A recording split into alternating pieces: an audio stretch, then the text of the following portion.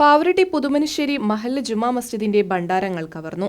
മദ്രസ ഓഫീസിനു സമീപത്തായിട്ടുള്ള ജുമാ മസ്ജിദിന്റെയും ദിക്ർ സ്വലാത്തിന്റെയും 2 ഭണ്ഡാരങ്ങളാണ് കവർന്നത്. 10,000 രൂപയാണ് കവർന്നത്. പോലീസ് സ്ഥലത്തെത്തി പരിശോധന നടത്തി. 6 മാസം കൂടുമ്പോഴാണ് ഭണ്ഡാരം തുറന്നിരുന്നത്. ആദ്യമായാണ് ജുമാ മസ്ജിദിൽ ഭണ്ഡാരം കവരുന്നത്. 2 പൂട്ടുകളും തകർത്ത് കുറച്ചു ചില്ലറകൾ മാത്രം ഉപേക്ഷിച്ച നിലയിലാണ്. പുതുമനുശ്ശേരി മഹല്ല് president Abdul Aziz Soodanath, P Sulaiman, Hamza Shaji, KC Abdulla എന്നിവർ പാവറട്ടി പോലീസിൽ പരാതി നൽകി. പുതുമനുശ്ശേരി പള്ളിയിലെ ദിക്ർ മജ്ലിസ്, അതുമാതിരി തന്നെ സലാത്ത് എന്നീ 2 നേർച്ചപ്പെട്ടികളുണ്ടായിരുന്നു.